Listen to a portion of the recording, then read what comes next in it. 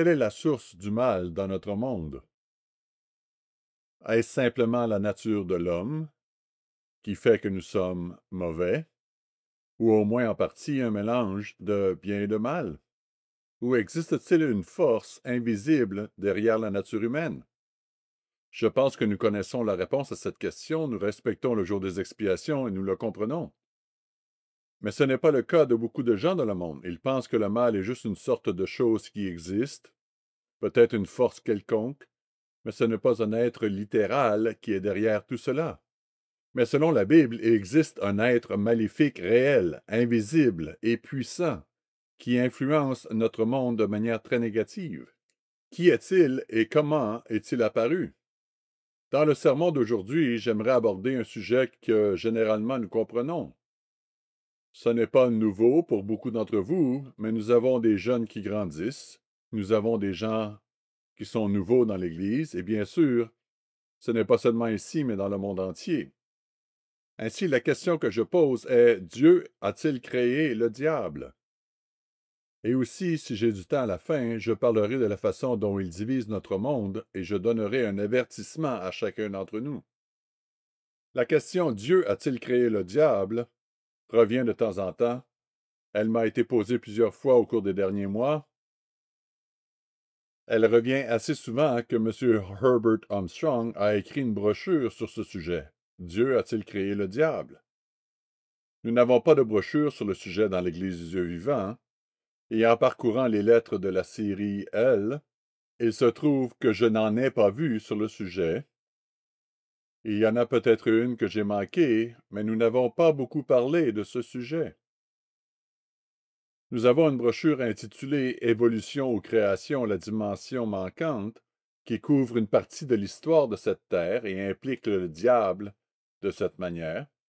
Mais permettez-moi d'abord d'aborder la question de savoir si le mal est une condition générale de l'humanité ou si le mal est le résultat de l'influence d'un être spirituel réel sur celle-ci. Nous pourrions nous reporter à Job, chapitre 1, Job 1, et encore une fois, je ne pense pas que je vais vous donner pour l'essentiel quelque chose de tout à fait nouveau, mais je m'oriente vers quelque chose ici. Dans Job chapitre 1, au verset 6 et 7, Or les fils de Dieu vinrent un jour se présenter devant l'Éternel, et Satan vint aussi au milieu d'eux. Les fils de Dieu ou les anges de Dieu se sont donc présentés devant Dieu, et Satan est venu parmi eux. Nous pourrions nous lancer dans toutes sortes de spéculations sur les raisons pour lesquelles Satan a eu accès ou a pu venir là. Dieu le connaissait très bien. Tout comme parfois dans cette sphère humaine qui est la nôtre, nous rencontrons des individus qui n'ont pas les mêmes convictions que nous sur certaines choses. Dieu connaissait très bien cet être. L'Éternel dit à Satan, D'où viens-tu? Et Satan lui répondit, De parcourir la terre et de m'y promener. Il ne s'agit donc pas d'une force nébuleuse, mais d'un individu bien réel. Certains pourraient essayer d'expliquer cela en disant ce n'est qu'une métaphore, mais ce n'est pas l'impression que l'on a en lisant le premier chapitre de Job. Ce n'est pas non plus l'impression que l'on a quand on passe au Nouveau Testament dans Matthieu chapitre 4. Matthieu chapitre 4. Encore une fois très familier à chacun d'entre nous, il s'agit de la tentation de Jésus. Matthieu chapitre 4, verset 1. Alors Jésus fut amené par l'Esprit dans le désert pour être tenté par le diable, en parlant d'un individu bien précis. Et après avoir jeûné 40 jours et 40 nuits, il eut faim. Le tentateur, s'étant approché, lui dit, Si tu es le Fils de Dieu, ordonne que ces pierres deviennent des pains. Jésus lui répondit, Il est écrit, L'homme ne vivra pas de pain seulement, mais de toute parole qui sort de la bouche de Dieu. Le diable le transporta dans la ville sainte, le plaça sur le haut du temple et lui dit, Si tu es le Fils de Dieu, jette-toi en bas, car il est écrit, Il donnera des ordres à ses anges à ton sujet. Le diable a donc cité les Écritures. L'utilisation de l'Écriture est l'un de ses outils. la mauvaise utilisation des Écritures. Et voici un exemple où il a cité une écriture spécifique qui, à première vue, semblerait convenir. Mais Jésus a reconnu qu'il y avait une autre écriture qui la mettait en contexte. Satan poursuivit en disant, verset 6, « Et ils te porteront sur les mains de peur que ton pied ne heurte contre une pierre. » Jésus lui dit, « Il est aussi écrit, tu ne tenteras point le Seigneur ton Dieu. » Nous lisons la tentation qui a eu lieu, et à la fin, Jésus a dit, « Retire-toi d'ici. » Il n'est pas tombé dans aucun de ses pièges, et il lui a dit de partir. Vous savez, Satan tente toujours l'humanité. Et si nous pensons qu'il ne nous tentera pas avec les Écritures ou avec des émotions d'une manière ou d'une autre, nous sommes très naïfs. Il essaie de détruire l'humanité en général, mais il essaie aussi de nous détruire, vous et moi. Et il nous déteste. Il déteste tout ce que nous représentons parce que nous suivons notre Seigneur et Sauveur Jésus-Christ et que nous obéissons à notre Père.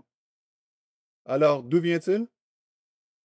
Dieu a-t-il créé Satan ou existe-t-il une autre explication? Beaucoup de gens pensent que l'histoire biblique commence dans Genèse chapitre 1. Mais en fait, elle commence dans le Nouveau Testament, dans Jean 1. C'est un passage très familier pour chacun d'entre nous, encore une fois, Jean chapitre 1, les versets 1 à 3. Verset 1 de Jean 1. Au commencement. C'est le vrai commencement. Non pas dans Genèse 1, mais ici dans Jean 1. Au commencement était la parole, et la parole était avec Dieu, et la parole était Dieu. Elle était au commencement avec Dieu. Toutes choses ont été faites par elle, et rien de ce qui a été fait n'a été fait sans elle. Nous pouvons également lire dans Colossiens, chapitre 1, il y a un certain nombre d'autres écritures que nous pourrions lire qui nous montrent que celui qui était la parole est devenu Jésus-Christ.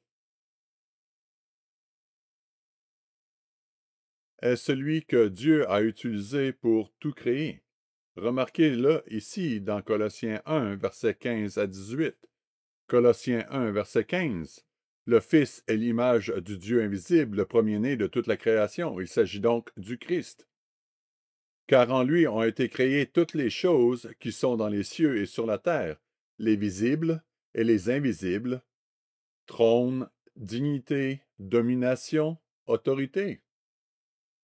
Tout a été créé par lui et pour lui. Verset 17. Il est avant toute chose, et toute chose subsiste en lui. Il est la tête du corps de l'Église. Il est le commencement, le premier-né d'entre les morts, afin d'être en tout le premier. Ainsi, très clairement, c'est celui qui est devenu Jésus-Christ qui a créé tout ce qui existe, tout l'univers.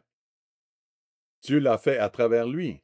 Le Père l'a fait à travers lui, mais c'est lui, le porte-parole, qui a dit que la lumière soit, etc. Et parmi ces choses qui ont été créées, il y avait des dominations, des principautés et des autorités. Et cela inclurait certainement le règne angélique. Au commencement, nous avons donc Dieu et nous avons la parole ou le porte-parole. Ce n'est qu'après cela que nous en venons au chapitre 38 de Job. Job 38, et que nous examinons l'ordre de la création. Nous commençons avec Dieu le Père et Jésus-Christ, et Dieu a utilisé le Christ pour créer toutes choses. Ensuite, dans Job 38, à partir du verset 4, c'est là que Dieu parle à Job. Job 38, verset 4. Où étais-tu quand je fondais la terre? Dis-le si tu as de l'intelligence. Job 38, verset 5. Qui en a fixé les dimensions? Il parle de la terre ici. Le sais-tu? Ou qui a étendu sur elle le cordeau? Sur quoi ses bases sont-elles appuyées? Ou qui en a posé la pierre angulaire? Remarquez le verset 7. Alors que les étoiles du matin éclataient en chants d'allégresse et que tous les fils de Dieu poussaient des cris de joie. Ici, il est question de la création de la terre. Et Job met l'accent ici sur cette planète que nous habitons. Les fils de Dieu, que nous reconnaissons ici comme des anges, poussèrent des cris de joie. Verset 7. Alors que les étoiles du matin éclataient en chants d'allégresse et que tous les fils de Dieu poussaient des cris de joie. Ils se réjouirent de la création de cette terre parce que c'est le contexte mentionné ici au verset 4, où il est dit « Où étais-tu quand je fondai la terre ?» Cette planète a donc quelque chose de spécial, et il y a une raison pour laquelle les fils de Dieu poussèrent des cris de joie, parce que, comme nous l'apprenons ailleurs, c'est là qu'ils allaient accomplir un certain travail. Nous ne savons pas exactement ce que c'était, mais les anges devaient être sur cette terre et gouverner, ou du moins un certain nombre d'entre eux. Ils furent créés avant la terre, parce qu'ils ont poussé des cris de joie lorsqu'ils l'ont vu apparaître. Nous en arrivons maintenant au récit de la création, où les gens commencent souvent par le premier chapitre de la Genèse. De nombreuses personnes sincères croient que le récit de la création dans Genèse 1, ainsi que la chronologie de la Bible, indiquent que la Terre et l'univers n'ont que 6000 ans. Bien sûr, les scientifiques ne sont pas d'accord et certains disent, si vous croyez la Bible, l'âge de la Terre n'est que de 6000 ans. Je me souviens d'un ministre que nous avions, après avoir quitté l'Église universelle, c'était dans l'Église mondiale de Dieu, et cet individu estimait que si l'on ne croyait pas que la Terre a 6000 ans, on ne croyait pas la Bible. C'est une chose curieuse que j'ai remarquée au fil des ans. Souvent, lorsque les gens s'accrochent à une chose, ils s'accrochent à beaucoup d'autres choses. Il y avait d'autres problèmes aussi avec cet homme. Finalement, et cela n'a pas été très long, l'individu quittait l'Église et la religion tout court, et il est devenu un non-croyant en la Bible. Au bout d'un an, 2 ou 3, il est mort, et c'est tout. Mais lorsque nous examinons le récit ici, lorsque nous examinons les mots de l'Écriture, nous constatons que la Bible ne limite pas la terre et l'univers à 6000 ans. Reportons-nous à Exode chapitre 20. Car c'est là que cette personne, et d'autres, se réfèrent pour affirmer que la terre n'a que 6000 ans d'âge. Et au verset 9, lorsqu'il parle du jour du sabbat, Exode 20, verset 9, tu travailleras 6 jours et tu feras tout ton ouvrage, mais le 7e jour est le jour du repos de l'Éternel ton Dieu. Verset 11, car en 6 jours, l'Éternel a fait les cieux, la terre et la mer et tout ce qui est contenu. Et il s'est reposé le 7e jour. C'est pourquoi l'Éternel a béni le jour du sabbat et l'a sanctifié. Il est donc écrit, en 6 jours, l'Éternel a fait les cieux, la terre et la mer et tout ce qui y est contenu. Les gens lisent cela et disent, eh bien, il a tout fait, tout l'univers, en 6 jours. Mais revenons au chapitre 1 de la Genèse, et regardons cela de plus près, dans Genèse 1. Il est intéressant de constater que Satan est très astucieux et qu'il sépare les gens de différentes manières et qu'il fait passer ceux qui croient en la Bible pour des idiots aux yeux des autres.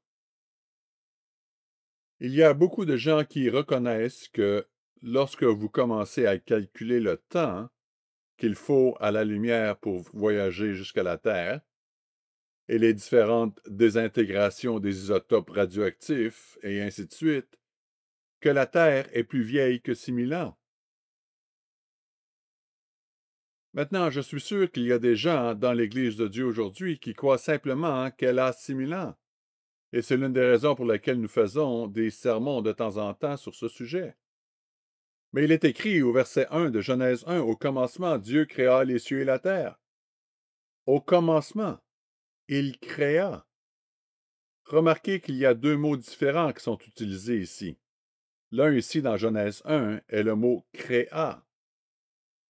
Et dans Exode 20, verset 11, il dit « Car le Seigneur Dieu a fait les cieux et la terre ». Ce sont des mots français, mais même dans la langue française, il y a des différences. Mais surtout dans l'hébreu original, ces mots ont des significations très différentes. L'un est créé et l'autre est fait. L'un est bara et l'autre est assa ou assa. Et il s'agit d'une différence subtile, mais significative. Et je ne doute pas que, même dans la traduction de la Bible, parce qu'elle a été traduite par des hommes, nous savons qu'ils y ont mis leurs propres idées dans certaines choses. Nous avons suffisamment de traductions, nous avons suffisamment d'érudits pour détenir la vérité. Mais ici, dans ce cas particulier, nous ne lisons pas la langue originale. Mais même dans la langue française, on utilise deux mots différents, créer et faire. Le Theological Workbook de l'Ancien Testament dit ceci à propos du mot créer, qui est bara dans l'original, dans l'hébreu. Elle dit ceci, la racine bara a pour signification fondamentale créer. Elle diffère de assa ou ayassar ou assa, signifiant façonner. En ce sens que ce dernier assa met principalement l'accent sur le façonnage d'un objet, tandis que bara met l'accent sur l'initiation de l'objet. L'un signifie plutôt faire de l'argile et l'autre façonner l'argile. C'est là toute la différence, pourrait-on dire. Puisque l'accent principal du mot est mis sur la nouveauté de l'objet créé, le mot bara, ou encore créé, se prête bien au concept de création ex nihilo, c'est-à-dire à partir de rien. Il y a une chanson, et je crois que c'est dans la Mélodie du bonheur, qui dit « Rien ne vient de rien, rien ne pourra jamais venir de rien ». Il est intéressant de constater que les scientifiques, qu'ils sachent ou non de quoi ils parlent, lorsqu'ils évoquent le Big Bang et que les gens s'inquiètent, le Big Bang n'est peut-être pas correct, mais vous savez, le Big Bang est vraiment quelque chose de notre côté, parce qu'il dit qu'il y a eu un commencement. Bien sûr, les scientifiques parlent d'expansion cosmique. Ils ne parlent pas de Big Bang. C'est plutôt un terme que les non-scientifiques utilisent pour l'expansion cosmique. En gros, ils disent qu'il y a quelque chose de plus petit que tout ce que l'on peut voir et que tout ce qui se trouve dans l'univers en est issu. Je ne le sais pas, et cela ne m'intéresse pas vraiment dans un sens, à part le fait qu'ils disent que nous ne sommes pas aussi solides que nous le pensons. Et ils le savent, car les atomes sont principalement constitués d'espace. Et ils ne sont pas de petits objets solides qui volent autour l'un de l'autre. Ils sont plutôt un petit nuage ou quelque chose comme cela. En y regardant de plus près, on s'aperçoit que cela semble assez solide, mais c'est surtout de l'espace. On ne peut pas le voir. Ce n'est pas aussi solide qu'on le pense. En fait, vous pensez que vous êtes assis sur votre siège, mais non. Vous êtes en train de planer.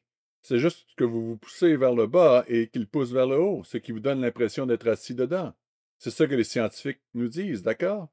Je pense qu'ils savent probablement de quoi ils parlent. Il y a des gens brillants. Mais si vous ne voulez pas l'accepter, pas de problème.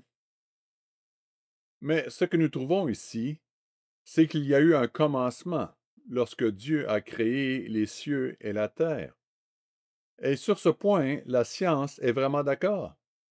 Du moins, de nombreux scientifiques. Je suis sûr qu'il y en a beaucoup d'autres qui ne sont pas d'accord, mais de nombreux scientifiques sont d'accord pour dire que oui, il y a un temps où la matière n'existait pas et qu'elle est apparue. Quand on y pense, c'est assez remarquable. Il fut un temps où rien de ce que nous voyons sur cette terre n'existait, où l'univers tout entier n'existait pas. Mais il est apparu. Et se prête donc bien au concept de création ex nihilo, en d'autres termes à partir de rien, bien que ce concept ne soit pas nécessairement inhérent au sens du mot, mais il s'y prête.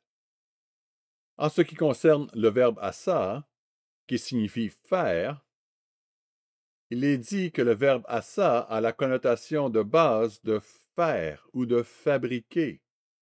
Lorsqu'il est utilisé dans le sens de faire, l'accent est mis sur le façonnage de l'objet. L'objet est déjà là, mais nous sommes en train de le façonner. Le mot bara, c'est-à-dire créer, porte l'idée de l'initiation de l'objet concerné. Le mot assa, faire, a une portée beaucoup plus large, connotant principalement le façonnage de l'objet. Cela vient du Theological Workbook de l'Ancien Testament, qui est une source très érudite. Il est beaucoup plus érudit que, disons, la Strong Concordance, même si vous en avez besoin. Vous avez besoin de la concordance Strong's, à moins que vous ne parliez l'hébreu, parce que vous pouvez aller et venir avec les numéros Strong's et les rechercher.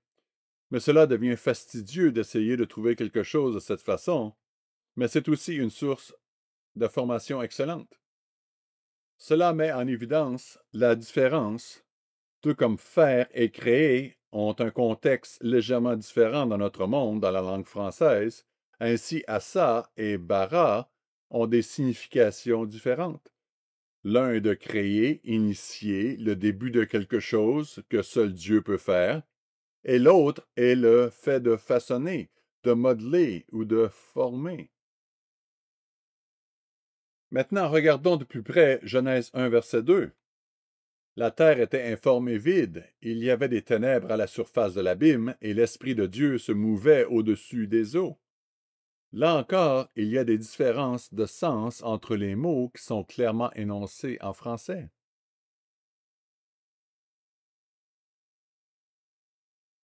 Remarquez qu'il est dit « la terre était ». Et le mot « était », je ne vais pas entrer dans l'hébreu, mais simplement dire que l'hébreu original est souvent traduit dans les Écritures non par « était », mais par « devint ». Par exemple, nous pouvons aller dans Genèse 19 au verset 26, et c'est le moment où Lot, Madame Lot, et leur fille s'enfuyaient. Genèse 19, verset 26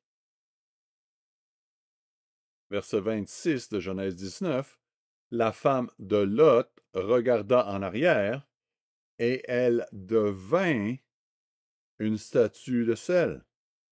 C'est le même mot qui est traduit par était dans Genèse 1, verset 2. Il y a de nombreux exemples de cela. Reportons-nous à la page suivante, Genèse 20, et au verset 12. Genèse 20, verset 12. De plus, il est vrai qu'elle est ma sœur, fille de mon père, seulement elle n'est pas la fille de ma mère. Elle est devenue ma femme. Parlant ici d'Abraham. Elle est devenue ma femme. Nous pourrions dire aussi, elle était ma femme, mais il y a une légère différence de sens. Évidemment. Vous pourriez dire que la femme de Lot était une statue de sel, mais elle devint. Cela montre le processus de devenir. Revenons donc à Genèse 1, verset 2, et comprenons ce qu'il pourrait être dit. La terre devint informe et vide. On pourrait dire était, au lieu de traduire était, on pourrait traduire devint. Mais que signifient les mots informe et vide? L'expression utilisée ici est tohu et bohu en hébreu. Informe pour tohu et vide pour bohu. Ces mots ne sont utilisés ensemble que 2 autres fois dans les Écritures. Dans le chapitre 34 d'Ésaïe, nous voyons un exemple de cela et de la manière dont cette expression est utilisée. C'est l'une des 2 autres fois, donc Ésaïe 34, verset 1.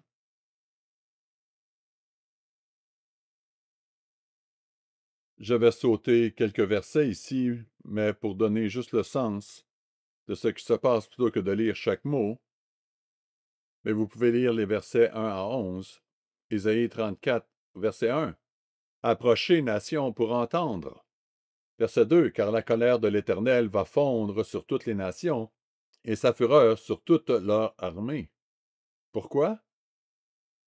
Verset 8, car c'est un jour de vengeance pour l'Éternel. Verset 10, à tout jamais personne n'y passera. Et puis le verset 11, le verset clé nous dit, le pélican et le hérisson la posséderont, la chouette et le corbeau l'habiteront. On y étendra le cordeau de la désolation, c'est Tohu, et le niveau de la destruction, c'est Bohu.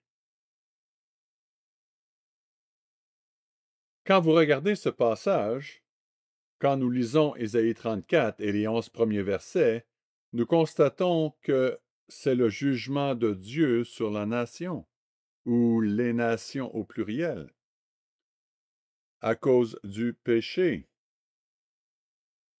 Et comment il va les laisser dans la désolation et la destruction. L'expression tohu et bohu est utilisée dans un sens très négatif. Reportons-nous à Jérémie chapitre 4. Jérémie chapitre 4. Et nous regarderons les versets 19 à 23. Mes entrailles, je souffre au-dedans de mon cœur bat, je ne puis me taire, car tu entends, mon âme, le son de la trompette, le cri de guerre.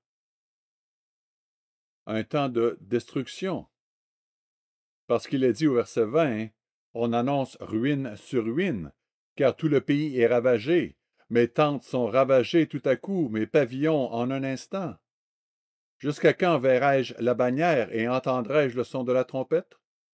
Certainement mon peuple est fou, il ne me connaît pas. Ce sont des enfants insensés, dépourvus d'intelligence. Ils sont habiles pour faire le mal, mais ils ne savent pas faire le bien. Il s'agit donc à nouveau de péché ou d'une situation de péché. Verset 23, je regardai la terre et voici, elle est informe et vide. Tohu et Bohu. Nous avons donc ces deux exemples où Tohu et Bohu décrivent clairement un temps de confusion, un temps de destruction, un temps de désolation en raison du péché. La seule autre fois où ce terme est utilisé, c'est dans Genèse chapitre 1. Il semblerait qu'il y a là quelque chose qui soit décrit, un temps de Tohu et Bohu. Or, le mot Tohu, informe, est utilisé 16 fois tout seul. Le Theological Workbook de l'Ancien Testament dit ceci de Tohu: la confusion, un espace vide. Dans la plupart, sinon la totalité de ces 16 cas, Tohu a un sens négatif ou péjoratif. Encore une fois, quand vous regardez ces 16 cas, ces 16 versets, et certains sont un peu plus évidents que d'autres, mais quand vous les regardez dans leur contexte, vous trouvez qu'ils sont dans un contexte négatif. Tout comme Tohu et Bohu dans Ésaïe et Jérémie sont utilisés dans un contexte très négatif. Il est donc logique de comprendre que lorsque nous revenons à Genèse chapitre 1, et qu'il est dit que la terre était informe et vide, ou que la terre devint Tohu et Bohu, il y avait des ténèbres à la surface de l'abîme, cela indique qu'une sorte de destruction a dû s'abattre sur la terre. Ce n'est pas que la terre soit simplement incomplète. Ce n'est pas comme une pomme qui n'est pas assez mûre. Cela indique qu'il y a une confusion. Il y a une terre qui est désolée, qui est en désolation, qui se trouve là. Et pourtant, dans Ésaïe 45, il est dit que ce n'est pas ainsi que Dieu a créé la terre. Oui, évidemment, quand Dieu a créé la terre, il y a eu un processus qui s'est déroulé. Mais il n'a pas créé au départ comme une terre totalement en désolation à cause du péché. Il l'a créée pour qu'elle soit habitée. Reportons-nous à Ésaïe 45, verset 18. Ésaïe 45, verset 18. Car ainsi parle l'Éternel, le Créateur des cieux, le seul Dieu, qui a formé la terre, qui l'a faite, et qui l'a affermie, qui l'a créée pour qu'elle ne soit pas déserte, tohu, qu'il ne l'a pas créée dans la confusion, dans la destruction,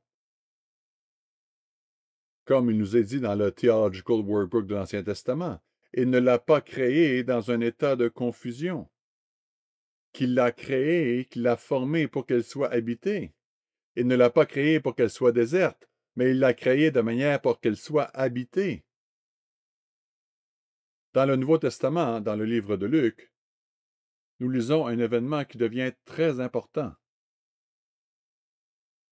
Dans Luc chapitre 10 au verset 18. Je commencerai au verset 17 ici, Luc 10, verset 17 à 19. Les 70 revinrent avec joie, disant, Seigneur, les démons même nous sont soumis en ton nom. Ils étaient donc enthousiasmés par le fait qu'ils pouvaient chasser les démons. Ces 70 qu'il avait envoyés deux par deux, 35 paires d'hommes.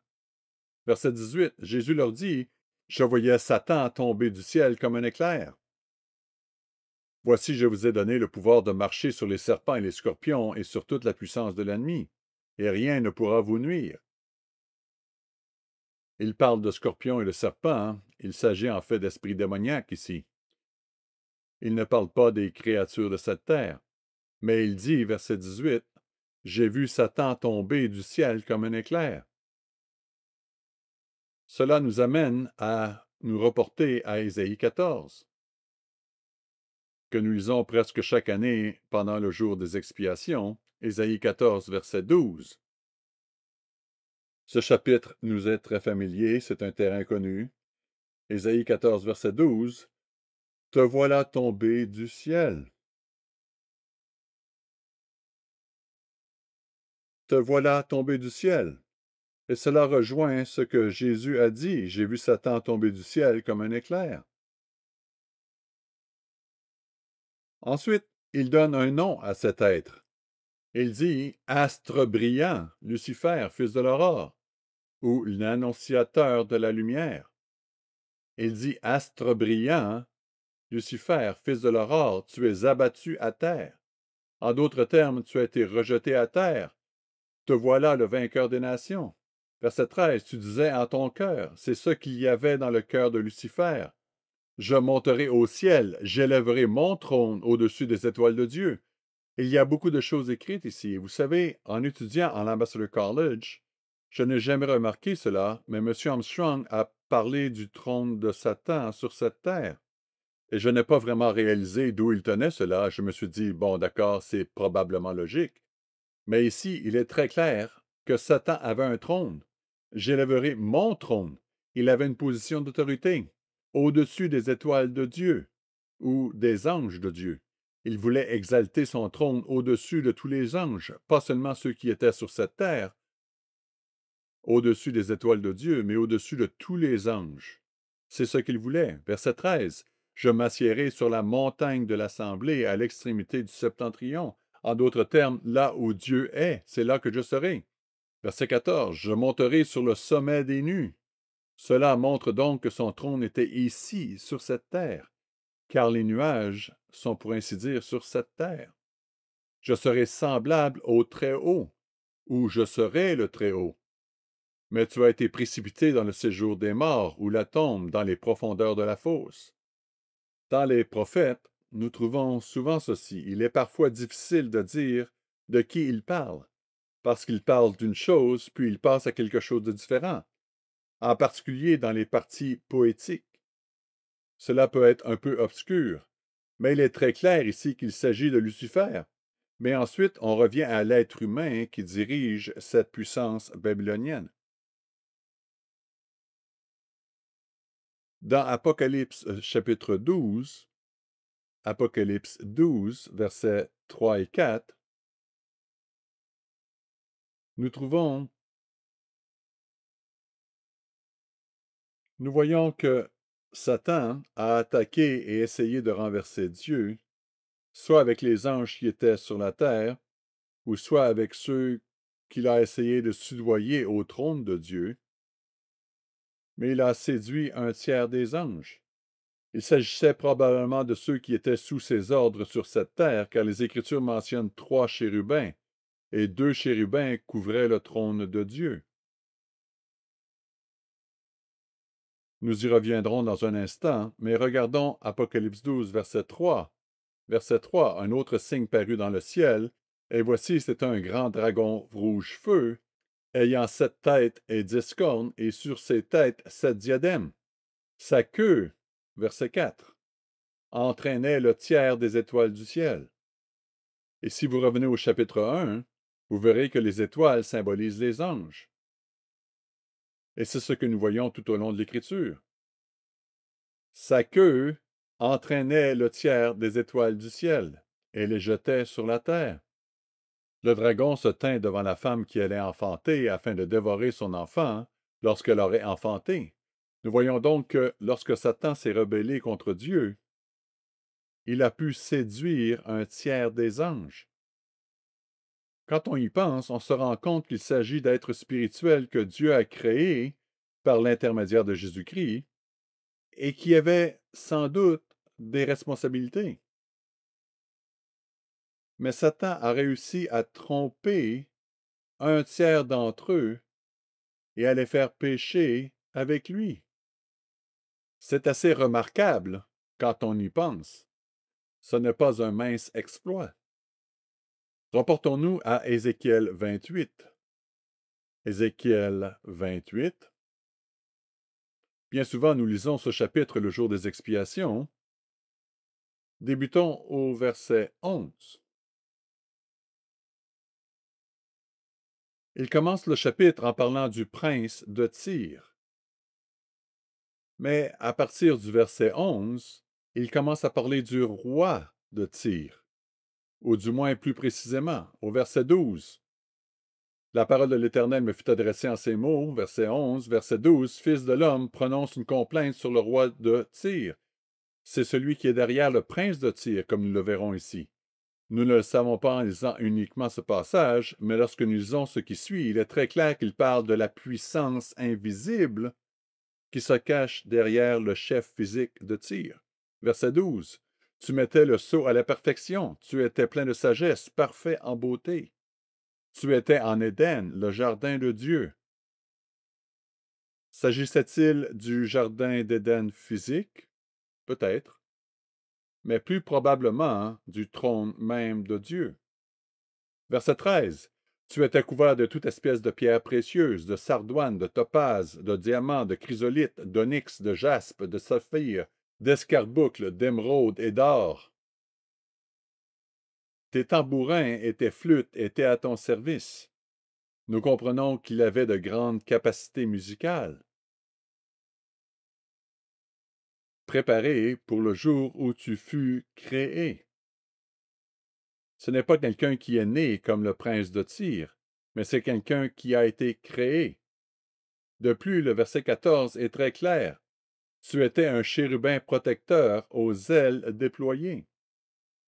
Lorsque nous regardons l'arche de l'Alliance, nous constatons qu'il y avait 2 chérubins, un à chaque extrémité, et qu'ils couvraient le trône de Dieu. Apparemment, ce chérubin se trouvait à un moment donné au trône de Dieu. C'était un chérubin qui le couvrait.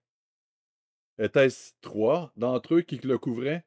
Peut-être un à l'arrière, ou fallut-il le remplacer plus tard? Mais voici un chérubin qui était au trône de Dieu depuis je ne sais combien de temps. Des millions d'années, nous ne le savons pas. Tu étais un chérubin protecteur aux ailes déployées. Je t'ai établi, je t'avais placé. C'est Dieu qui l'a placé là. Tu étais sur la montagne sainte de Dieu, ou le gouvernement de Dieu. Tu marchais au milieu des pierres étincelantes. Tu as été intègre dans tes voies depuis le jour où tu fus créé, jusqu'à celui où l'iniquité a été trouvée chez toi, jusqu'à ce que le péché soit trouvé en lui. Il explique ensuite pourquoi il a péché. Verset 16, par la grandeur de ton commerce. Nous ne savons pas exactement ce que cela signifie. Tu as été rempli de violence. Il est devenu un être violent. Et tu as péché. Je te précipite de la montagne de Dieu, du trône de Dieu, et je te fais disparaître, chérubin protecteur, du milieu des pierres étincelantes. Ton cœur s'est élevé à cause de ta beauté. Vous savez, je parlais à ma femme l'autre jour. Les gens ont parfois toutes sortes de problèmes. Et je lui ai dit, je suis heureux que je ne suis pas trop beau, parce que cela crée son propre lot de problèmes. Je me souviens d'une fille au collège. Extérieurement, si vous ne la connaissiez pas, elle était très belle, mais une fois qu'on la connaissait, elle n'était pas aussi belle. Elle savait qu'elle était belle. Et cela lui est monté à la tête. Et cela n'a pas très bien fonctionné. Et d'après ce que j'ai entendu, cela n'a pas fonctionné très bien pour elle à long terme. Parfois, il est bon de ne pas être trop bon, de ne pas être trop intelligent, de ne pas être trop beau ou trop belle, de ne pas avoir cette personnalité scintillante que nous aimerions tous avoir, juste d'être ordinaire. Parfois, c'est une bonne chose. Verset 17, donc, ton cœur s'est élevé à cause de ta beauté, tu as corrompu ta sagesse par ton éclat. Il avait donc une grande sagesse, mais ce n'était pas une sagesse divine, c'était sa propre sagesse, c'était sa propre logique, sa propre façon de voir les choses. Voici comment je vois les choses. C'est ainsi qu'il est dit au verset 17, « Je te jette par terre, je te livre en spectacle au roi. » La suite nous ramène au prince de Tyr. Il y a juste une petite section ici qui parle clairement de ce chérubin protecteur aux ailes déployées. C'est de là que vient cet être spirituel. Maintenant, regardons ce que cet ange déchu fait ici sur cette terre. Dans Jean, chapitre 12, il est étonnant que beaucoup de prétendus chrétiens ne comprennent pas cela. Je ne le comprenais certainement pas avant que Dieu ne m'appelle. Et je ne sais pas combien de temps il m'a fallu pour commencer à comprendre ce concept. Parce que tout est là. C'est juste que souvent nous lisons quelque chose et nous ne nous laissons pas vraiment s'imprégner.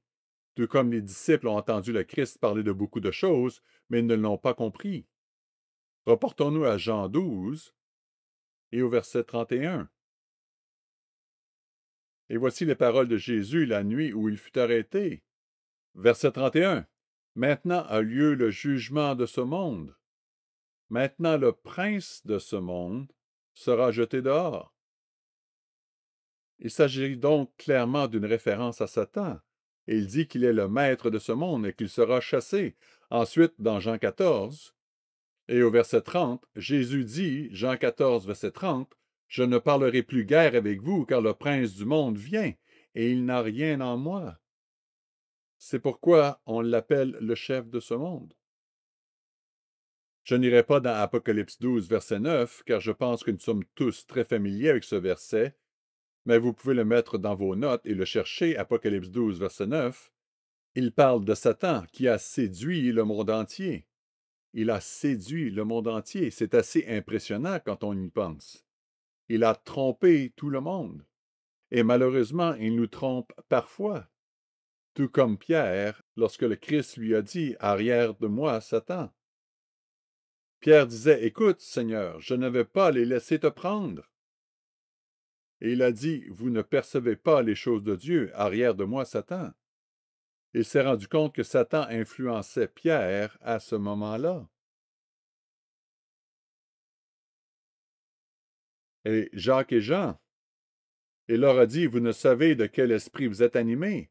Vous voulez faire descendre le feu du ciel pour détruire des gens juste parce qu'ils vous ont rejetés ou nous ont rejetés? Il est facile pour nous de nous laisser entraîner.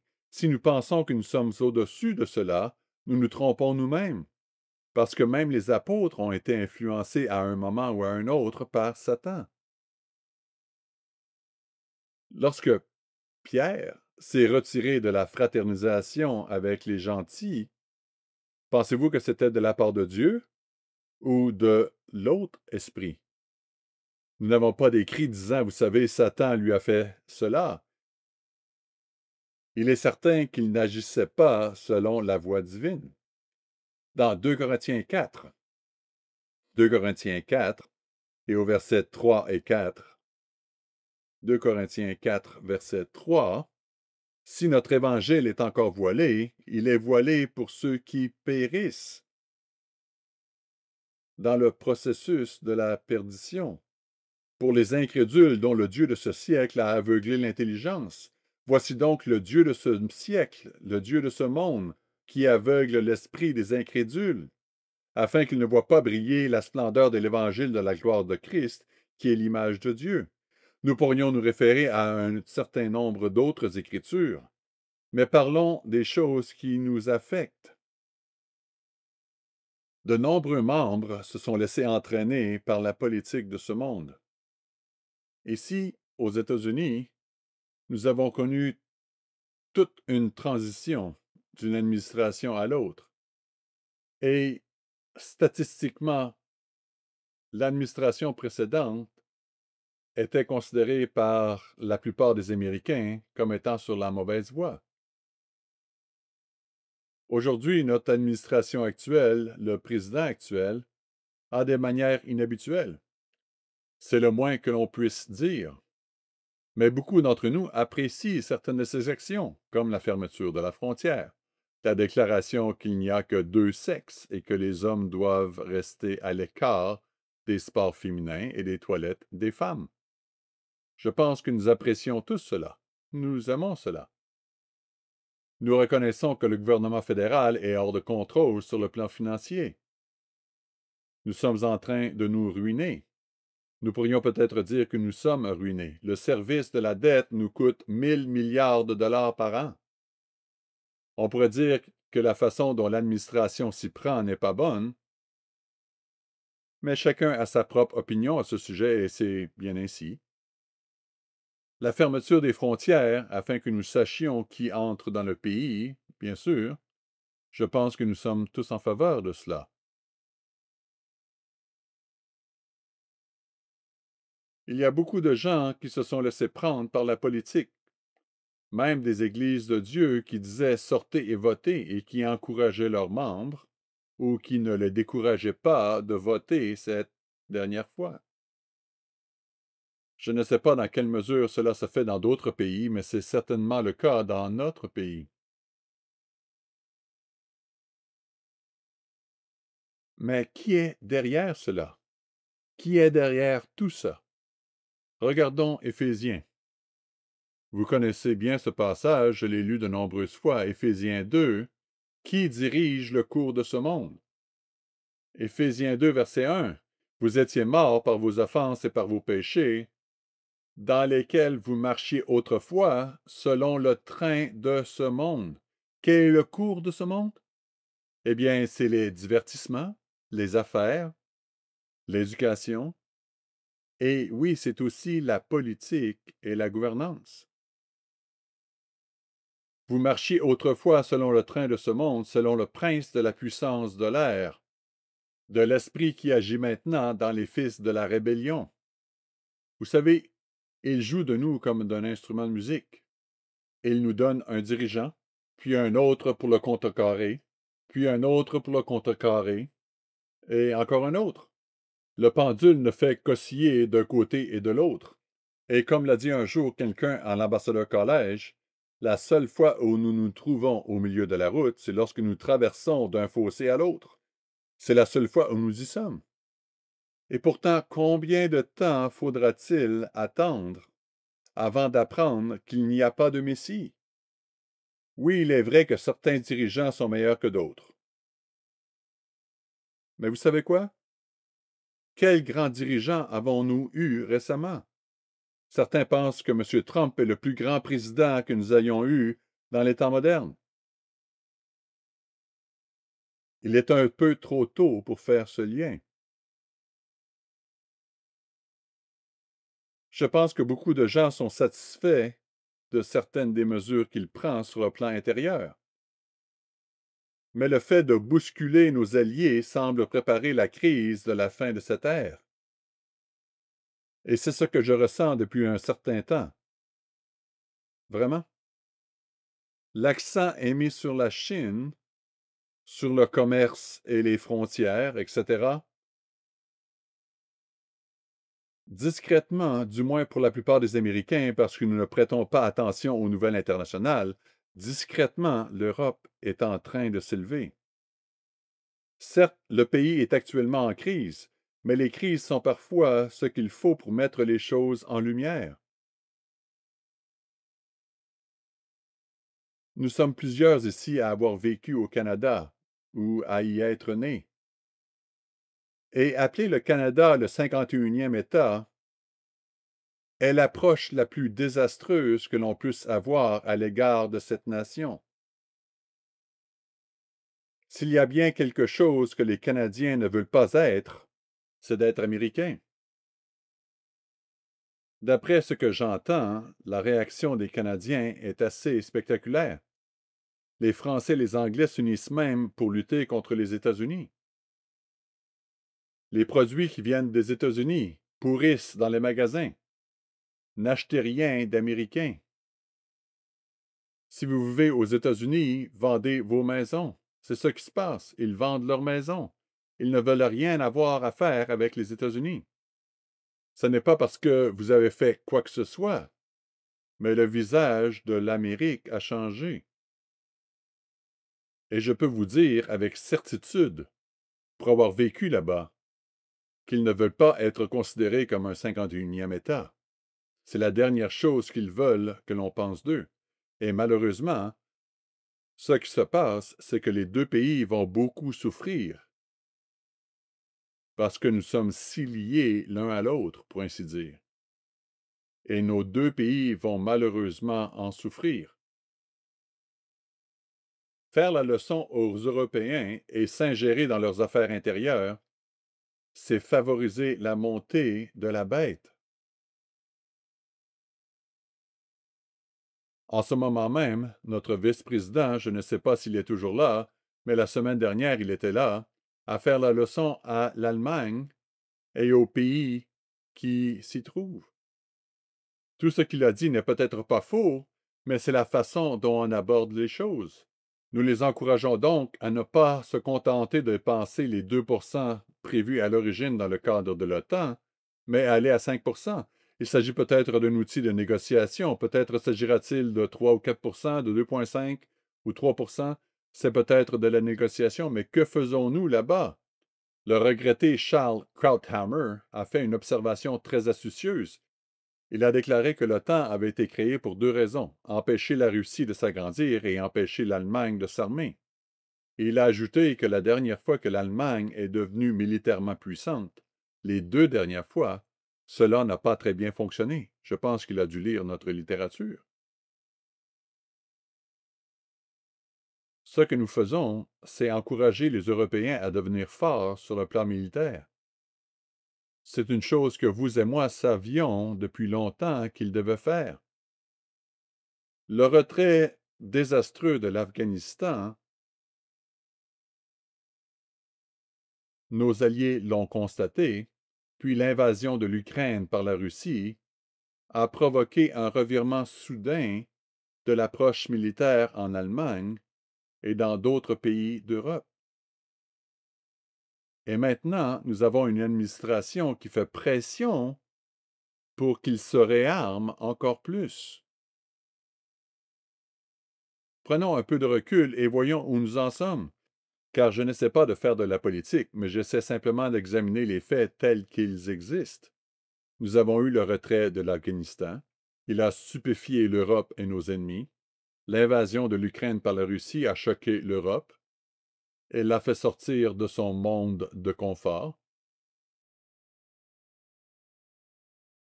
Nous avons eu l'attaque terroriste du Hamas contre Israël qui a encore plus déstabilisé le monde.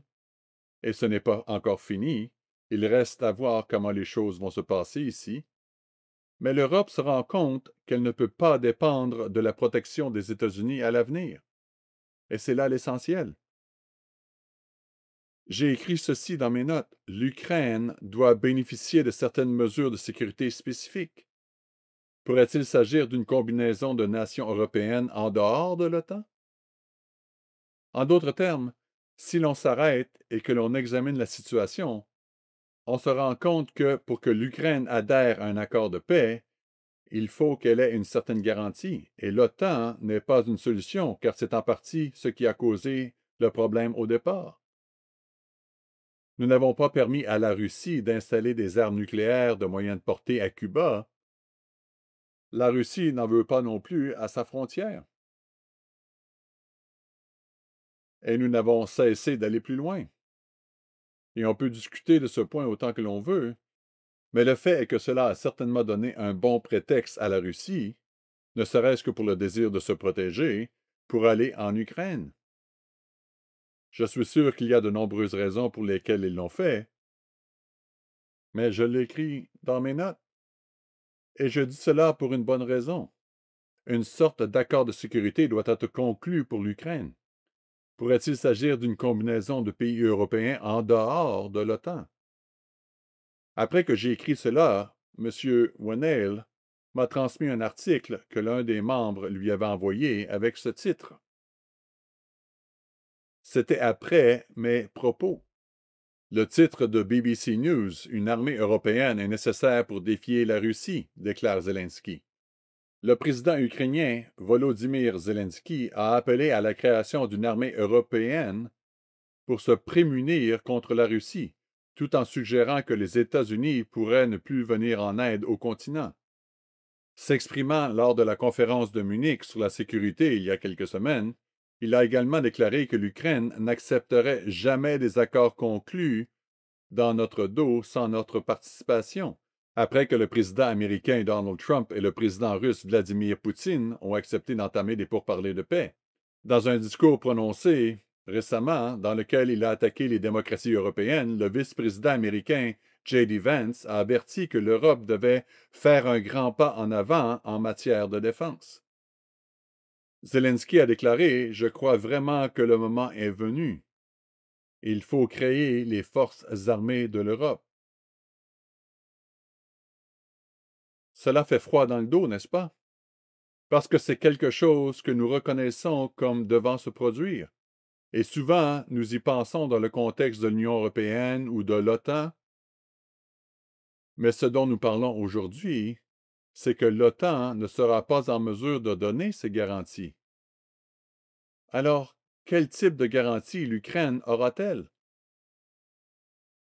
Et Zelensky dit une armée européenne. Une troisième vision ici. Quand on y réfléchit, c'est quelque chose que nous savions depuis longtemps qui allait se produire. Nous n'avions pas l'image et nous ne savons pas si c'est ainsi que les choses se passeront, mais d'une manière ou d'une autre, il faut qu'il y ait une puissante combinaison de 10 nations en Europe. Et il ne semble pas que l'OTAN ou l'Union européenne soient en mesure de le faire. Nous avons parlé d'une Union européenne à deux niveaux, un noyau interne et un noyau externe. Peut-être que c'est simplement un noyau militaire qui va s'élever ici. La semaine dernière, nous avons appris que le pontife, âgé de 88 ans, ne se portait pas bien et qu'il était hospitalisé.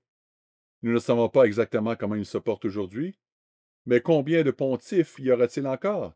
Chaque fois qu'il y a un nouveau pontife, on se dit que c'est peut-être le dernier. Il est évident que le pontife actuel n'est pas le dernier. Il y en aura un autre. Il y en aura peut-être encore 2, 3 ou 4. Je doute qu'il y en ait encore beaucoup.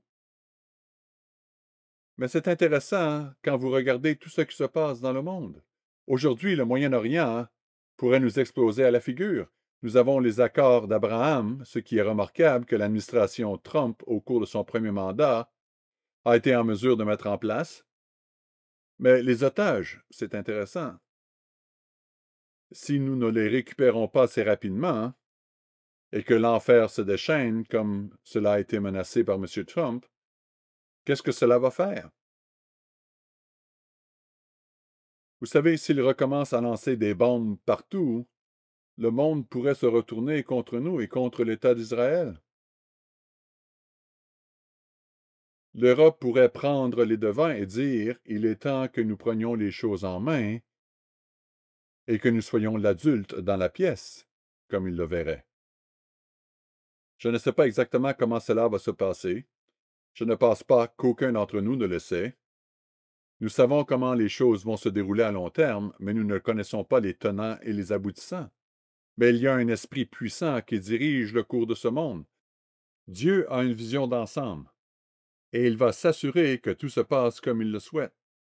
Mais bien souvent, il s'agit simplement de laisser Satan faire certaines choses, comme dans le cas de Job. Il lui permet simplement de faire certaines choses.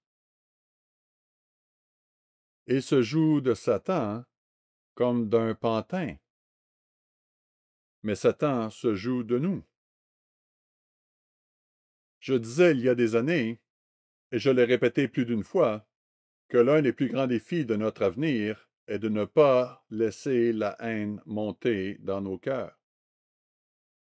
Vous savez, sur le continent africain, c'est le tribalisme, une tribu contre l'autre. Parfois, ils sortent des machettes et s'attaquent les uns aux autres. Comme il était merveilleux de voir des ministres des différentes tribus se réunir dans l'unité et l'harmonie. L'Église est aujourd'hui unifiée et en harmonie.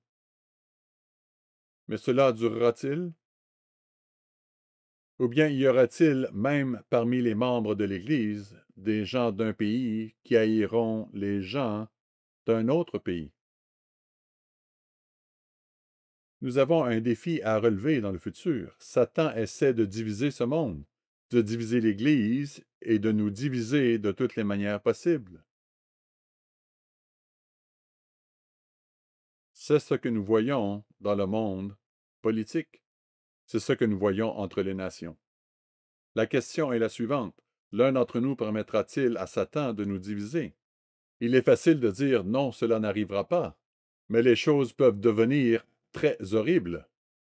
Beaucoup de choses peuvent se produire qui nous pousseraient à le faire. Nous devons garder la bonne perspective. Reconnaissons-nous notre véritable citoyenneté? Notez ce que dit Philippiens. Philippiens chapitre 3. Ne l'oubliez jamais. Et quand je dis ne l'oubliez jamais, n'y pensez pas seulement d'un point de vue académique, mais pensez-y du fond du cœur. Philippiens 3, verset 20. Mais nous sommes citoyens des cieux, d'où nous attendons aussi comme sauveur le Seigneur Jésus-Christ. J'ai la citoyenneté de Washington, j'ai la citoyenneté d'Ottawa, mais cela ne veut pas dire que je suis dans l'une ou l'autre de ces villes en ce moment. Et nous ne sommes pas dans les cieux. Mais notre citoyenneté y est réservée. Elle est inscrite, pour ainsi dire, dans les cieux. C'est notre première et principale loyauté. Et tout le reste n'est que le jeu de Satan avec l'humanité, essayant de nous diviser, essayant de nous détruire. Non, Dieu n'a pas créé le diable. Mais le puissant chérubin Lucifer, qui a reçu un trône sur cette terre, s'est rebellé contre son Créateur. Et Dieu lui a permis de rester le Dieu de ce monde, le dirigeant de ce monde pour le moment, afin de voir si nous le suivrons ou si nous suivrons notre Créateur. Dieu veut savoir ou doit savoir où est notre loyauté, où est ma loyauté. Choisirons-nous l'arbre de vie ou l'arbre de la connaissance du bien et du mal? La balle est dans le camp de chacun d'entre nous. Quel arbre allez-vous choisir?